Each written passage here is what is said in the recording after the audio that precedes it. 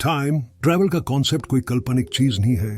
Time travel बिल्कुल possible है। Time travel का जिक्र पहली बार साल 1895 में हुआ था, जब H.G. वेल्स ने एक नोबल लिखी जिसका नाम था द टाइम मशीन। उसके बाद ये नाम बहुत पॉपुलर हो गया। हालांकि यह नोबल पूरी साइंस फिक्शनल थी, लेकिन यह नोबल प्योर विज्ञान जगत में खलबली मचा देती है और वैज्ञानिक सोच में पड़ गए कि क्या टाइम ट्रैवल पॉसिबल है।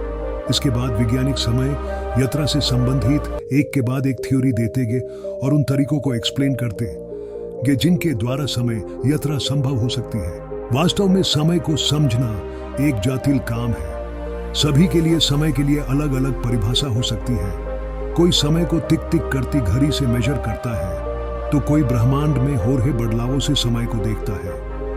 सर आइजैक न्यूटन से समय को एरो की तरह देखा, कैसे एक तीर कमान से निकालने के बाद आगे ही जा सकता है, वो वापस नहीं लौट सकता। उसी तरह समय भी तीर की तरह एक फॉरवर्ड डायरेक्शन में चल रहा है, जिसमें समय पास्ट से होते हुए वर्तमान के द्वारा भविष्य की और जा रहा है, जिसे वैज्ञानिक एरो ऑफ टाइम भी कहते हैं। इसमें समय का ये एरो वर्तमान के द्वारा जैसे जैसे भविष्य की ओर बढ़ रहा है, वैसे वैसे वर्तमान के पल पास्ट में विलीन होते जा रहे हैं और भविष्य के पल वर्तमान में तब्दील हो रहे हैं।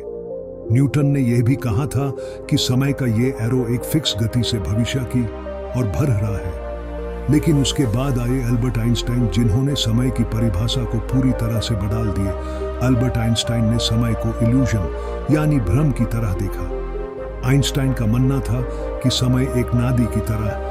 जिस तरह सिंधी में पानी का बहाव धीमा होता है तो कहीं पर पानी का बहाव बहुत तेज होता है, उसी तरह समय तो कहीं पर पानी का बहाव बहुत तेज होता है, उसी तरह समय कहीं पर धीमी गति से चल रहा है तो कहीं पर तेज गति से दौड़ रहा है। अल्बर्ट आइंस्टाइन ने यह भी कहा कि पास्ट, प्रेजेंट और फ्यूचर यह भी भ्रम है और ये तीनों ब्रह्मांड में पहले से ही मौजूद है। समय का दूसरा रूप है परिवर्तन। समय आगे की ओर बढ़ रहा है और उसका अंदाजा बस हम एक ही चीज से निकाल सकते हैं, और वो है एंट्रोपी। थर्मोडायनेमिक्स के सेकंड लॉ में एक टर्म आता है एंट्रोपी। इसका सीधा मतलब होता है ऑर्डर टू डिसऑर्डर। जैसे आप एक कांच के ग्लास को फर्श पर गिराए तो क्या होगा, वो टूट जाएगा। अब मैं आपसे कहूं कि आप वो कांच के ग्लास को पहले जैसा बनाए तो आप ऐसा कर सकते हो नहीं। ना आप उस ग्लास को ग्लू से चिपका कर पहले जैसा बनाने की कोशिश कर सकते हो, लेकिन पहले जैसा बना नहीं सकते। एक और एग्जाम्पल की बात करें तो हम बस बुद्धे हो सकते हैं, लेकिन चाहकर भी बच्चे नहीं बन सकते। यही है डिसऑर्डर, जिसे आप एंट्रोपी भी कह सकते हो। ब्रह्मांड में जन्म हुआ है जब से डिसऑर्डर यानी कि एंट्रोपी बढ़ती ही जा रही है। इसे ही परिवर्तन कहते हैं, जो हमें समय की अनुभूति कराता है कि समय गुजर रहा है। अल्बर्ट आइंस्टाइन के हिसाब से समय एक फोर्थ डायमेंशन है। जैसे हमारे 3D वर्ल्ड में ये तीनों डायमेंशन में खी भी जा सकते हैं, आगे पीछे ऊपर नीच दाएं बाएं। उसी तरह समय के डिमेंशन में हम आगे या पीछे करते हैं तो हम पास्ट या फ्यूचर में ट्रैवल करते हैं।